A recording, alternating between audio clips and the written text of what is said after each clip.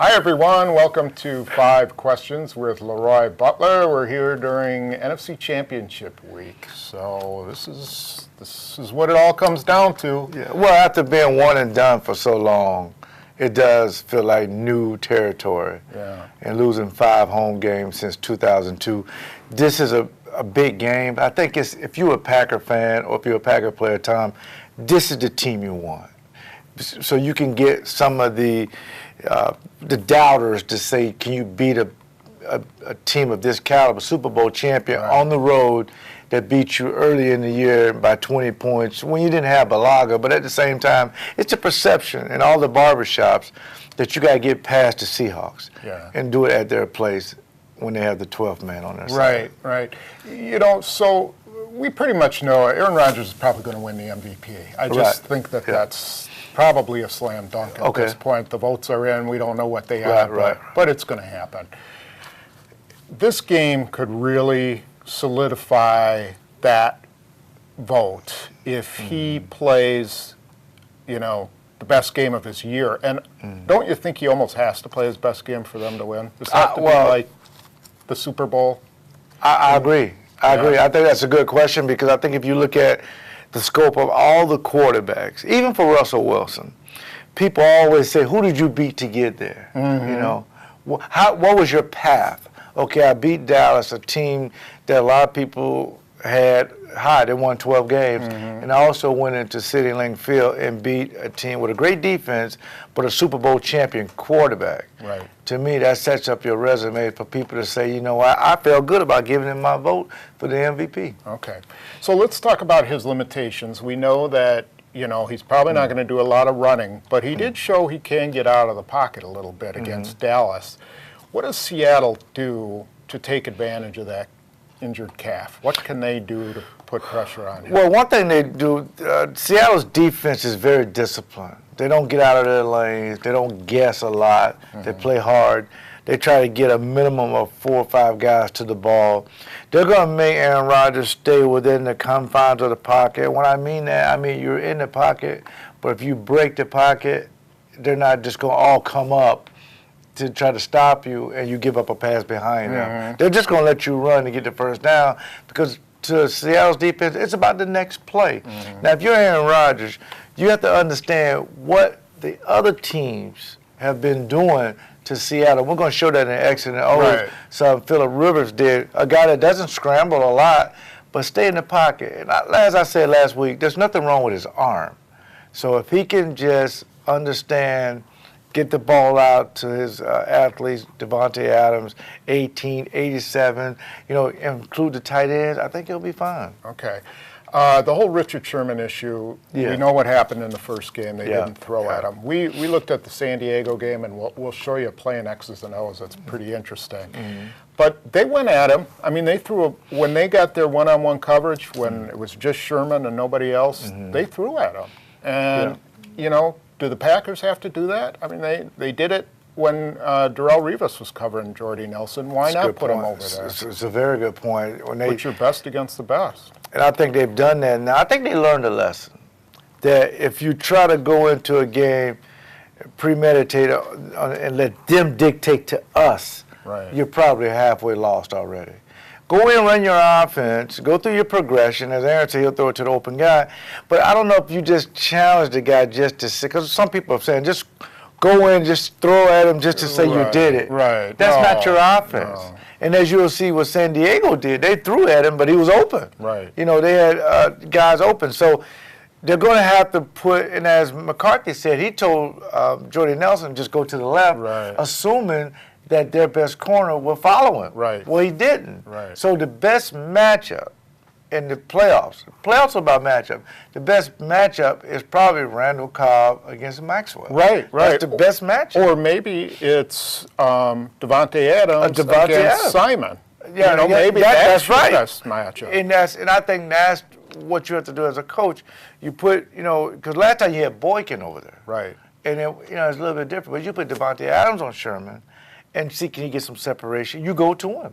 And I think that's the reason why, if you look at their both safeties, I mean, when you have 3 All-Pros or Pro Bowls in the secondary, they're pretty good. But I think as any defense goes on, you have weaknesses, and I think that's why McCarthy feels confident. He has more arsenal now than he had the first week. Do they have any hope of running the ball against those guys? Absolutely. They're the best defense. They are. You got to make them run.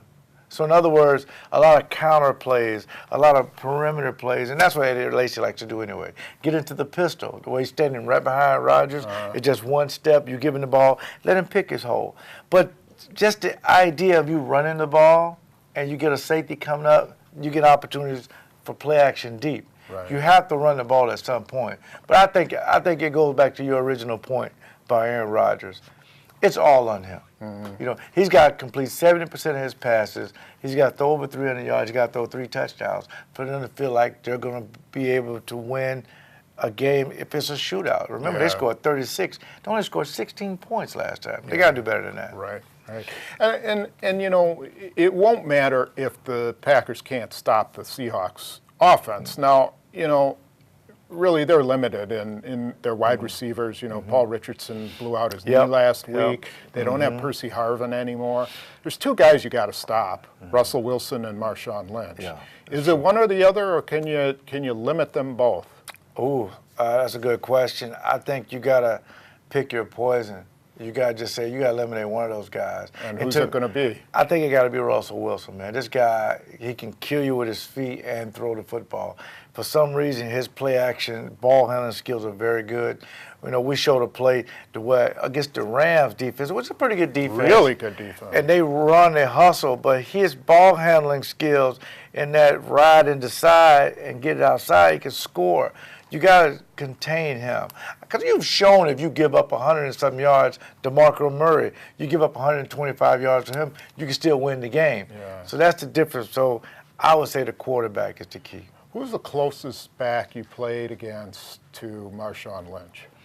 Ooh. Hardest to tackle in that I say Marshawn the bus. Lynch way. I say, yeah, the bus was big like that, violent, run like that. Yeah. How do you tackle a guy like that? You know, gang tackling. And when you're in the open field, to know that, you know, one guy may not bring him down, you got to tackle his torso. Because anything low, he's going to step over you. Anything too high, he's going to go over you. You got to tackle him around the waist, hold on the cloth, and just hold on. Hopefully your guys come in there. If you see a lot of Marshawn Lynch in the secondary, it's 3 and 4 guys breaking him down. And you also see him breaking tackle after tackle. And just against Arizona, he broke like 6 tackles and scored. So there is ways to do that. But Ha-Ha Clinton-Dix, his first game, missed a lot of tackles. And he missed a lot of tackles against the Cowboys. So he's just going to take one more step, Tom, and just grab him around the torso and just hold on. Right. Well, become a tackler, not a hitter. Right. Okay. So finally, I mean, this is the game of games for them to prove, you know, what kind of team they are. Their fans are kind of tired of them bowing out in the playoffs. But you know, they also have this built-in excuse about Rodgers being injured. Well, you know, if they lose, you know, well, Rodgers was injured and all that stuff. You kind of got to throw all that out, don't you? I mean, this is, you're a hurt team, but really you're not that hurt other than your quarterback. We're also talking about MVP. This is what MVPs are made of. These are the games that when you're a little kid and you have your white T-shirt on, you draw your favorite player on it, and you go out and emulate him. These are the games that some little kids going to emulate, saying, I'm Aaron Rodgers or I'm Russell Wilson. So these are the games you have to step up. And I think Packer Nation have always been this way. It's Super Bowl or bust. There's no in between. That's why we have 13 championships.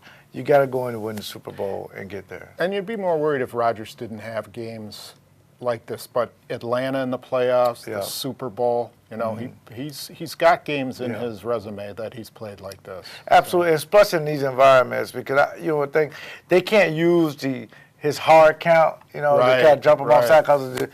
But you also have to understand something. Seattle can't audible either; it'll be loud, so they got to do hand signals as well. But the timing of it, they usually get off the ball quicker because they're watching the ball. So they may be a step quicker than the offensive line initially. But remember, Brian Bulaga didn't play the whole game. So I think you got to feel like you feel good about your offensive line. But it's going to be hard to communicate when it's so loud. Yeah, it will. It will. Yeah. It should be a great game. Yeah. Your pick? Well, I'm going to pick the Packers to win 34-21.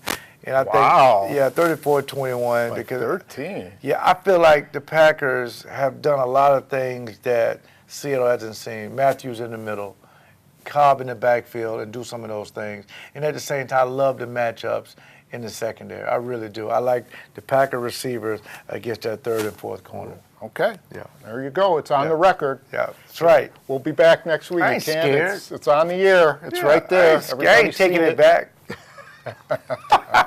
All right. Be sure you tune into X's and O's. We have a couple of really interesting plays, and we will see you next week.